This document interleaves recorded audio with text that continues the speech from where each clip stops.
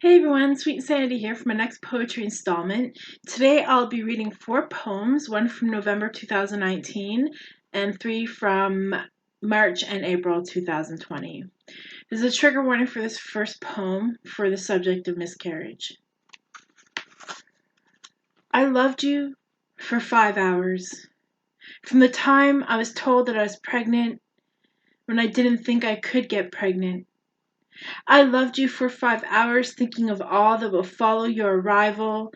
Your other mummy suggested silly baby names as I nervously laughed, waiting for my first ultrasound. I loved you for 5 hours as I thought about how to change the spare bedroom to decorate your nursery. I loved you for 5 hours as I waited at the emergency department for news about your health. It took 5 hours for them to tell me you did not have a heartbeat. I loved you for 5 hours from the time I was told you existed to the time I was told that your existence had been cut short. After the news, I began to grieve your loss even though I never had a chance to meet you. Your other mummy supported me in my grief and did not scoff at my constant tears. I was easily triggered by people talking about pregnancies and by crying babies. For me, it was a reminder that you were gone. I even had a meltdown at Toys R Us as I burst out crying and had to leave. It was just too much for me seeing all those toys I would have contemplated buying for you.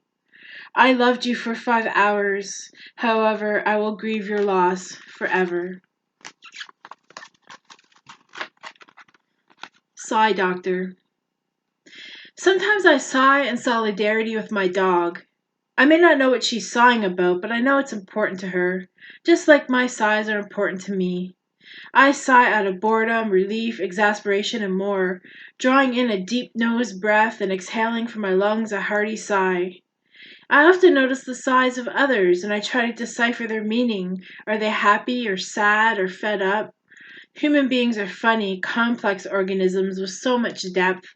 Well, most people anyway. Maybe I'll go on a sigh excursion, just waiting for sighs to escape from open mouths. Person at the store, I'll ask, why did you sigh?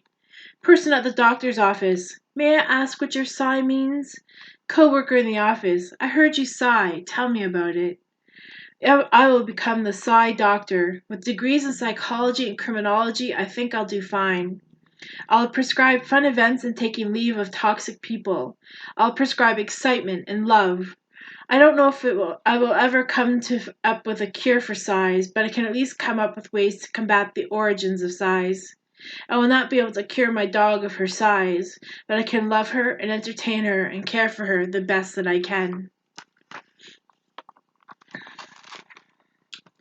This next poem was written in the first days of quarantine for COVID-19, self-isolation. When hugs and kisses become weapons. When hugs and kisses become weapons, we are screwed. Living in the time of COVID-19, this is our reality. Social distancing is the new catchphrase that doesn't always catch on. Some people are out there acting like it's any other day. It's not. It's a day where we have to self-isolate or self-quarantine. It's a day where we can't interact with our loved ones face to face. It's a day where people risk their lives working on the front lines. It's a day where a cashier is afraid she will infect her family. People are not heeding the warning to only leave their homes if completely necessary. When hugs and kisses become weapons, we are screwed. But are we completely? Where is the silver lining? Creativity will abound. The artists will art. The podcasters will have their say. Community spirit comes alive. People singing from their balconies at night and family bonding time. We have to support one another to get through this. We have to care about our fellow humans. And if that means keeping yourself at home, then do it. Now, my April 2020 poems, most of them are based upon prompts. This one, I had to open a book, turn it to a page, and choose 10 words that caught my eye. So this is what came about. It's called The Originals. I feel trapped in this hellish room, sealed in with my doom. My fragile heart bruised and tattered. What is wrong? Had it mattered? It had been such an attractive trip. Maybe I should have gotten a grip. For the first moment that I saw his gaze, my eager mind clouded with a dusty haze. How could I have known he was pure evil? At the that of the angels he was an original. You know, he's the guy in the basement, a skilled craftsman of lies so ancient.